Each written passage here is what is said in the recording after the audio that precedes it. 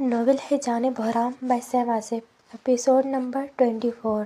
آج بحرام کو ہاسپٹل سے ڈسچارج کر دیا گیا تھا اور ڈسچارج ہونے کے بعد وہ سب کے ساتھ سیدھا گھر آیا تھا۔ آج ادا نے بحرام کے لیے اسپیشل بریانی بنائی تھی، وہ بھی اپنے ہاتھوں سے۔ بحرام جیسے ہی گھر میں داخل ہوا تو سب نے ادا کی فرمائش کو مد نظر رکھتے بحرام پر گلاب کے پھولوں کی برسات کی، جس پر بحرام نے ایسے ظاہر کیا جیسے اسے کچھ پتہ ہی نہ ہو، جبکہ سہیل اور آیان اسے پہلے ہی ادا کی تیاریاں بتا چکے تھے۔ سب جانتے تھے بحرام کا پھول صرف اور صرف کسی کی قبر پر پسند تھے۔ بحرام کے خوش ہونے پر ادا اور عائشہ نے تالی بجائی تو سب لوگ ہنسنے لگے۔ پھر بحرام اندر آتا لاؤنج میں بیٹھا۔ اف، ایک تو مجھے بہت کام ہے۔ اچھا، جیسے کہ مجھے اس شخص کو ڈھونڈنا ہے جس نے تم پر گولی چلائی، اور پویم بھی تو پوری کرنی ہے۔ سہیل کی بات سنتے بحرام فوراً بولا تو سہیل نے تب کر جواب دیا، گولی مارنے والے کو ڈھونڈنے کی ضرورت نہیں، وہ یہیں موجود ہے۔ سہیل کی بات سنتے بحرام مسکراتے بولا تو سب نے اسے حیرانگی سے دیکھا۔ کیا مطلب؟ مطلب یہ کہ مجھ پر گولی مرجان نے چلائی تھی۔ عادل کے سوال پر بحرام فوراً بولا تو سب نے مرجان کو دیکھا، جو کانٹے کی مدد سے چاکلیٹ موز کھا رہی تھی۔ اب مجھے اپنا آپ کلیئر بھی کرنا تھا اور خانزادہ اسپورٹس کے اسٹاکس بھی بچانے تھے، تو بس میں نے یہ سب کیا۔ ایسے میں سب کا دھیان بھی ہٹ گیا اور مجھ پر سے الزام بھی ہٹ گیا۔ کیا چیز ہو تم؟ بحرام کی بات سنتے سب نے اسے بیزاریت سے دیکھا، جبکہ زوبیہ ایک تیکھی مسکراہٹ سے بولی تو بحرام بھی ہلکا سا مسکرایا۔ تبھی ادا لاؤنج میں داخل ہوئی۔ آ جائیں، سب کھانا کھا لیں۔ ادا کی بات سنتے سب لوگ اٹھتے ٹیبل پر آئے۔ بحرام، میں نے اپنے ہاتھوں سے آپ کے لیے بریانی بنائی ہے۔ ادا ٹیبل پر بیٹھتے بحرام کو دیکھتے بولی تو بحرام نے مسکراتے سر کو خم دیتے شکریہ ادا کیا۔ پھر ادا اٹھ کر ٹیبل کے اوپر نیچے دیکھتے کچھ ڈھونڈنے لگی تو سب نے پریشانی سے اسے دیکھا، جو پتہ نہیں کیا ڈھونڈ رہی تھی۔ جانم، کیا ڈھونڈ رہی ہو؟ بحرام، میں نے یہاں میری اسپیشل بریانی کی ٹرے رکھی تھی، جو اب غائب ہے۔ ٹرے تو میرے پاس ہے، یہ لو۔ بحرام کے سوال پر ادا روڑی صورت بناتی بولی تو زوبیہ نے مسکراتے جواب دیا، جس پر ادا نے شکر ادا کرتے فوراً ٹرے تھامی، جبکہ زوبیہ کی پلیٹ میں ادا کی بنائی بریانی دیکھ کر بحرام کو فکر لگی۔ اوہو، یہ بریانی بحرام کی ہے، آپ نہیں کھا سکتی۔ کیوں نہیں کھا سکتی بھئی، کھا لو زوبی، کوئی مسئلہ نہیں۔ سہیل کی بات سنتے دائمہ ڈانٹتے بولی تو سہیل نے منہ بسوڑا، جبکہ زوبیہ ہلکا سا مسکرائی۔ کوئی کچھ بھی کہے، میں یہ بریانی ضرور کھاؤں گی، کیونکہ یہ ادا جان نے بنائی ہے۔ زوبیہ کے مسکرا کر بولنے پر ادا بھی مسکرائی۔ پھر سب نے کھانا شروع کیا۔ زوبیہ کو منہ میں بریانی کا چمچہ ڈالتے دیکھ کر بحرام نے پریشانی سے اپنی آنکھوں پر ہاتھ رکھا۔ بحرام، منہ کھولے۔ ادا کی بات سنتے بحرام نے بھی بریانی کا چمچہ منہ میں لیا تو بحرام کو اندازہ ہوا اس بریانی میں ادا نے شاید لال مرچوں کا پورا ڈبہ انڈیلا تھا، کیونکہ پہلی ہی چمچ بحرام کے کانوں سے دھواں نکالنے کے لیے کافی تھی، جبکہ چاولوں میں سے جلنے کی اسمیل آ رہی تھی، اور چاول دکھنے میں بھلے صحیح تھے مگر کھانے میں ایسے جیسے بحرام چاول نہیں دلیا کھا رہا ہو۔ بالکل ہی نرم۔ بحرام نے ایک نظر اٹھاتے زوبیہ کو دیکھا، جو بالکل نارمل انداز میں بیٹھی بریانی کھا رہی تھی۔ کھانا کھانے کے بعد سب لوگ لاؤنج میں آئے تو زوبیہ ادا کے پاس آئی اور پیار سے اس کے گال کو چھوا۔ ادا جان، بریانی بہت مزے کی تھی، یہ لو تمہارا انعام۔ زوبیہ کی تعریف کرنے پر بحرام نے زوبیہ کو دیکھا تو زوبیہ نے اسے آنکھ ماری، جس پر بحرام فوراً سمجھ گیا کہ زوبیہ نے سب کے سامنے ادا کی عزت رکھی ہے، جس پر بحرام نے فوراً سے شکریہ میں سر کو خم دیا، جبکہ ادا زوبیہ کے ہاتھ میں گفٹ دیکھتے بحرام کو دیکھنے لگی تو بحرام نے ہاں میں سر ہلایا، جس پر ادا نے فوراً سے اس گفٹ کو پکڑا اور اس کی ریپنگ پھاڑی تو اس میں سے آئی فون 14 پرو میکس نکلا، جسے دیکھتے ادا خوش ہو گئی۔ Thank you Zobi, you are welcome Zobi کی ننھی جان۔ ادا کے خوشی سے بولنے پر زوبیہ پیار سے جواب دیتی واپس جا کر اپنی جگہ پر بیٹھی۔ عادل بیٹا، رانیہ اور تبسم پہنچ گئی تھی نا گھر؟ جی دائمہ، وہ خیریت سے پہنچ گئی تھی۔ رانیہ اور تبسم بتایا کہ اسکول ہونے کی وجہ سے کل شام کو ہی گھر چلی گئی تھی۔ بحرام کا ڈرائیور انہیں گھر ڈراپ کر کے واپس آ گیا تھا، جبکہ عادل اپنی ایک آفس میٹنگ کی وجہ سے کراچی ہی رکا تھا۔ دائمہ کے سوال پر عادل نے فوراً جواب دیا تو دائمہ نے مسکراتے ہاں میں سر ہلایا۔ چل بحرام، اس آدمی کی تصویر لے کر آتے ہیں تیرے لاکر سے۔ سہیل کی بات سنتے بحرام نے ہاں میں سر ہلایا تو سہیل اور بحرام دونوں وہاں سے چلے گئے۔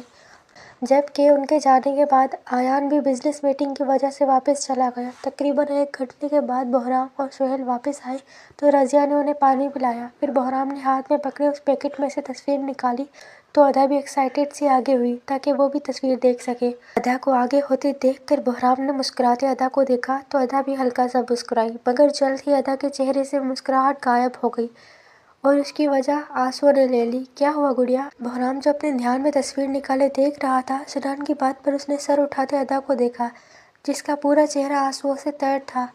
ادا جاؤ، کیا ہوا؟ ابو، بہرام کے سوال پر ادا نے یک لفظی جواب دیا تو سب کے ساتھ ساتھ عادل بھی حیران ہوا۔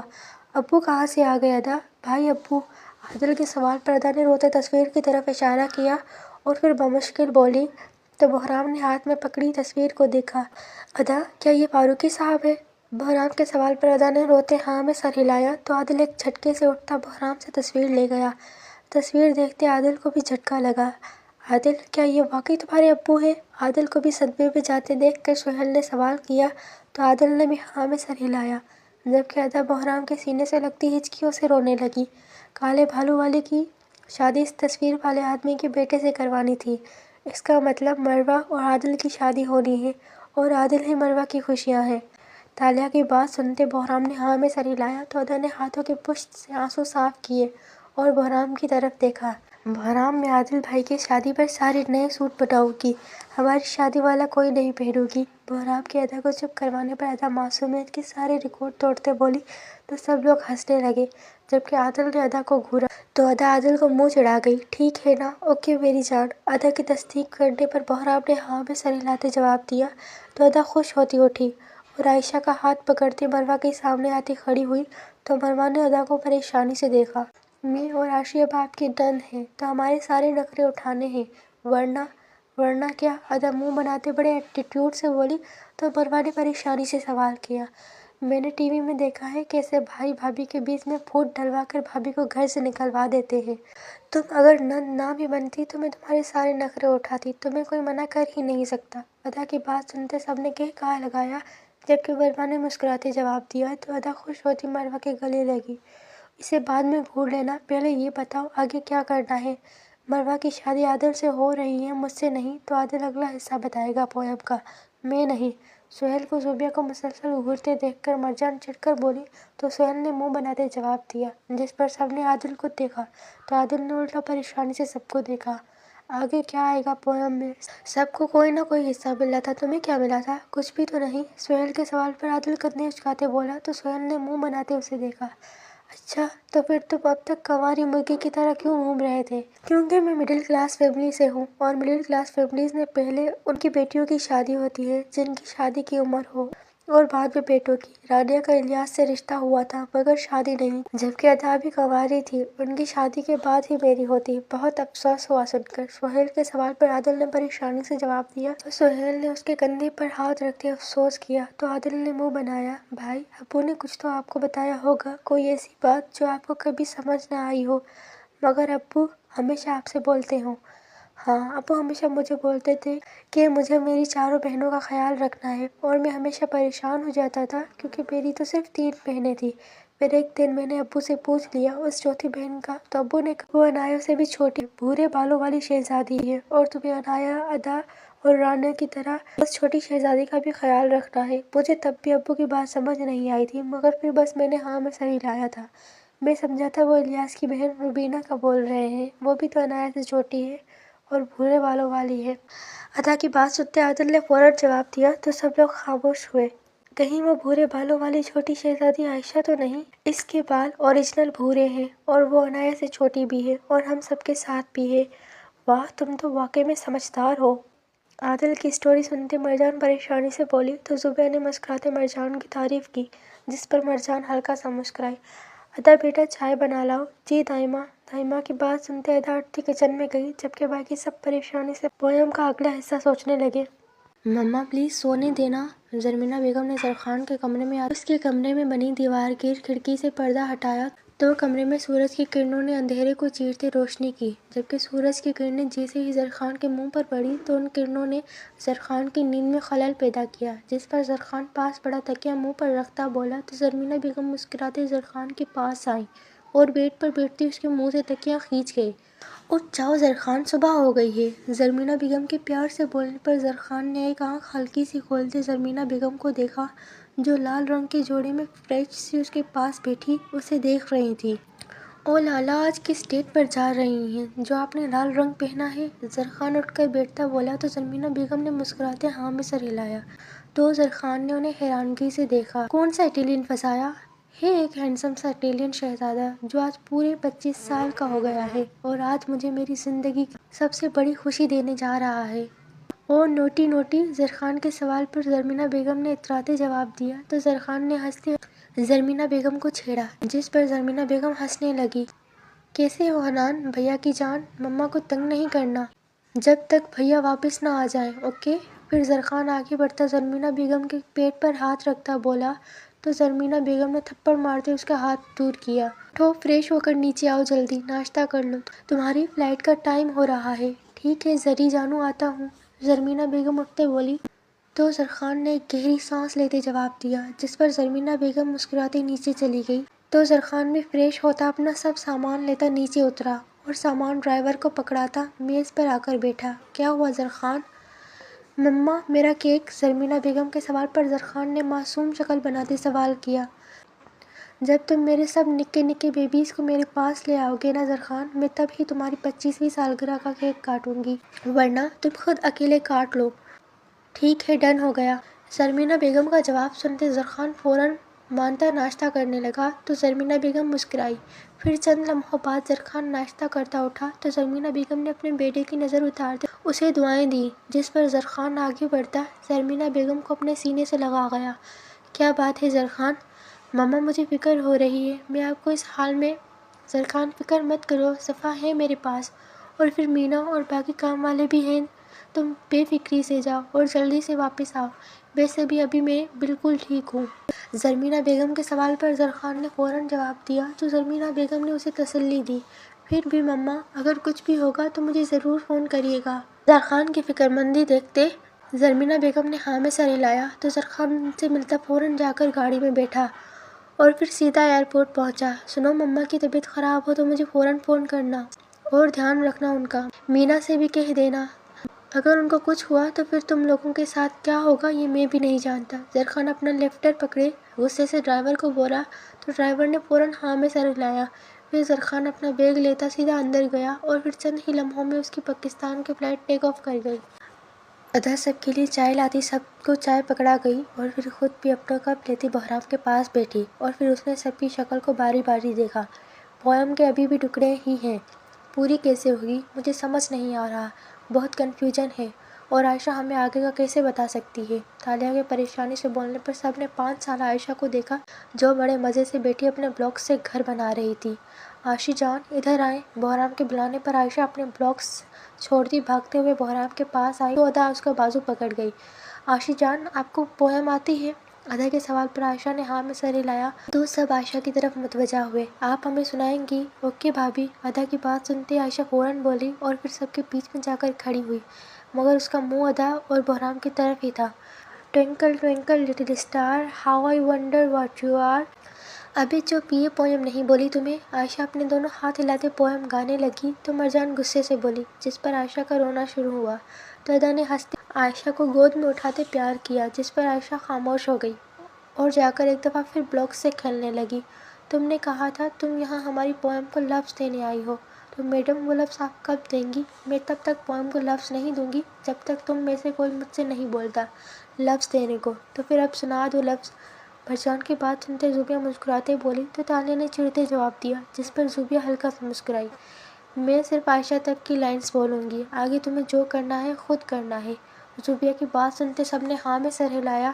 ادے جاں، ہیزل گرین آنکھوں والی معصوم شہزادی اپنی بے وقوفی کی سزا کاٹے، بدبختی سے وقت کی طرف لوٹے گی، میرے خانزادہ کی دلہن بنے گی، 2 خانزادہ بھائی ہوں گے، ایک کے پاس بدبختی سے وقت کی طرف لوٹی ہوئی شہزادی ہوگی، دوسرے کے پاس سنہرے بالوں والی شہزادی ہوگی، گلابی بالوں والی تمہیں ٹکر دے گی، کالے بالوں والا تمہارا محافظ ہوگا، بدبختی سے وقت کی طرف لوٹی ہوئی شہزادی تمہیں تمہاری خوشیاں دے گی، کالے بالوں والی دلہن بنے گی، پھر ایک بھورے بالوں والی شہزادی آئے گی جو سب کے اوپر چھا جائے گی، زوبیا کے پوئم سنانے پر سب کچھ بکھرا ہوا کلیئر ہوا، مگر اس سے آگے کیا ہوگا سب ایک بار پھر وہیں اٹک گئے تھے۔ ایک اٹالین شہزادہ آئے گا، وہ بدبختی سے بخت کی طرف لوٹی ہوئی شہزادی کو لے جائے گا۔ ابھی سب سوچ ہی رہے تھے کہ عائشہ نے کھیلتے کھیلتے پوئم پڑھی تو سب عائشہ کی طرف متوجہ ہوئے۔ عائشہ جان، کیا کہا آپ نے؟ کچھ نہیں۔ جان کے سوال پر عائشہ فوراً بولی تو سہیل عائشہ کے پاس آ کر بیٹھا۔ کیا تم وہ لائنز دوبارہ بولو گی جو بھی بولی؟ سہیل کی بات سنتے عائشہ نے ہاں میں سر ہلایا۔ ایک اٹالین شہزادہ آئے گا، وہ بدبختی سے بخت کی طرف لوٹی ہوئی شہزادی کو اپنے ساتھ لے جائے گا۔ اب یہ اٹالین شہزادہ کون ہے؟ عائشہ کی بات سنتے تالیہ پریشانی سے بولی۔ دوسری طرف زرخان گاڑی سے اترتا اپنی اوشن بلو آنکھوں سے بہرام ولا کو دیکھنے لگا اور پھر فوراً آگے بڑھا۔ وہ جو کوئی بھی ہے وہ بدبختی سے بخت کی طرف لوٹی ہوئی شہزادی کو لے جائے گا، یعنی کہ ہماری ادا کو۔ مرجان تالیہ کی بات سنتے فوراً بولی تو سب پریشان ہوئے۔ تبھی زرخان بہرام ولا کے اندر داخل ہوا۔ وہ بہرام ولا کے اندر بہت آسانی سے گھس گیا کیونکہ اس وقت گیٹ کھلا تھا اور گارڈز کا نام و نشان نہیں تھا۔ زرخان جیسے ہی اندر گھسا اسے پورچ سے اندر جانے کا راستہ دکھائی دیا، جس پر چلتے وہ فوراً بہرام ولا کی بلڈنگ میں داخل ہوا۔ فکر مت کرو، وہ اٹالین شہزادہ کون سا اتنی جلدی آنے لگا ہے، اس کے آنے سے پہلے ہم ادا کو بچانے کا راستہ سوچ لیں گے۔ سب کی پریشان شکل دیکھتے مروہ فوراً بولی تو سب نے ہاں میں سر ہلایا۔ مگر وہ اٹالین شہزادہ ہے کون اور اس پوئم سے کیسے جڑا ہے، اور اگر جڑا ہے تو یقیناً اس کا ہم سے کوئی گہرا رشتہ ہے۔ مرجان کی بات سنتے سب ایک بار پھر پریشان ہوئے۔ زرخان جو بہرام ولا کی بلڈنگ میں گھس چکا تھا مرجان کی آواز سنتے اسی طرف آ گیا تو اسے لاؤنج میں سب پریشان سے بیٹھے نظر آئے۔ آخری لائنز کیا تھی عائشہ والی؟ تالیہ کے سوال پر مرجان فوراً بولی تو تالیہ نے ہاں میں سر ہلایا۔ ایک اٹالین شہزادہ آئے گا، وہ بدبختی سے وقت کی طرف لوٹی ہوئی شہزادی کو اپنے ساتھ لے جائے گا۔ سب کے دل مل جائیں گے، سبھی خوشی پائیں گے۔ مرجان کی آخری لائنز بولنے پر دروازے پر کھڑا زرخان فوراً بولا تو سب نے چونک کر دروازے کی طرف دیکھا، جہاں گولڈن بالوں اور جھیل سے گہری نیلی آنکھوں والا لڑکا کالی جینس پر سفید شرٹ پہنے، اوپر کالا لانگ کوٹ پہنے، ایک ہاتھ جیب میں ڈالے، چہرے پر سخت تاثرات سجائے کھڑا تھا۔ تم کون ہو اور اندر کیسے آئے؟ گیٹ پر گارڈ کوئی نہیں تھا، دروازہ کھلا تھا تو میں اندر آ گیا۔ سہیل کی بات سنتے زرخان فوراً بولا تو سب نے اسے حیرانگی سے دیکھا۔ پھر زرخان نے صوفے پر بیٹھے سب لوگوں کی طرف نظریں گھمائیں اور ایک جگہ جا کر اس کی نظریں رکیں اور پھر وہ ہلکا سا مسکرایا۔ اور کیوں نہ مسکرا تھا، آخر آج 20 سال بعد اسے وہ شہزادی مل ہی گئی تھی جس کی ڈیمانڈ اس کی مما اسے کرتی آئی تھی، اور آنے سے پہلے انہوں نے اسے اس شہزادی کی تصویر دکھائی تھی۔ زرخان یادداشت کا بہت تیز تھا اور ایک دفعہ ہی تصویر دیکھنے کے بعد اس نے اس شہزادی کو لاؤنج میں بیٹھے اتنے لوگوں کے بیچ ڈھونڈ نکالا تھا۔ وہ میری بھابھی ہے، وہ میری مما کی شہزادی ہے۔ زرخان کے مسلسل ادا کو دیکھنے پر سہیل غصے سے گڑایا تو زرخان نے تسلی سے جواب دیا، جس پر لاؤنج میں بیٹھے سب لوگوں نے سانس روکتے زرخان کو دیکھا۔ وہ اٹالین شہزادہ تھا جو وعدے اور پوئم کے مطابق بدبختی سے بخت کی طرف لوٹی ہوئی شہزادی کو لینے آیا تھا۔ پھر زرخان نے نظریں لاؤنج میں دوبارہ گھمانا شروع کی جیسے وہ کسی کو ڈھونڈ رہا ہو، اور پھر اس کی نظر بہرام کے پیچھے گئی جہاں اس کی چھوٹی شہزادی اپنا گھر بنا رہی تھی۔ پھر زرخان مسکراتے ہوئے آگے بڑھا اور سیدھے جاتے عائشہ کے سامنے پنجوں کے بل بیٹھا تو عائشہ نے حیرانگی سے زرخان کو دیکھا۔ عائشہ کے دیکھنے پر زرخان نے اپنے لانگ کوٹ سے چاکلیٹ نکالتے عائشہ کے آگے کی، جس پر عائشہ حیرانگی سے کبھی زرخان اور کبھی چاکلیٹ کو دیکھنے لگی۔ تبھی ادا اٹھتی زرخان کے پیچھے آئی اور اس نے ایک جھٹکے سے زرخان کے ہاتھ سے چاکلیٹ چھینی اور بھاگ کر بہرام کے پیچھے چھپی، جبکہ زرخان نے حیرانگی سے ادا کی یہ حرکت دیکھی۔ ابھی زرخان مڑتے ادا کو دیکھ ہی رہا تھا جو بہرام کے پیچھے بیٹھی چاکلیٹ سے مکمل انصاف کر رہی تھی تو عائشہ کا رونا شروع ہوا۔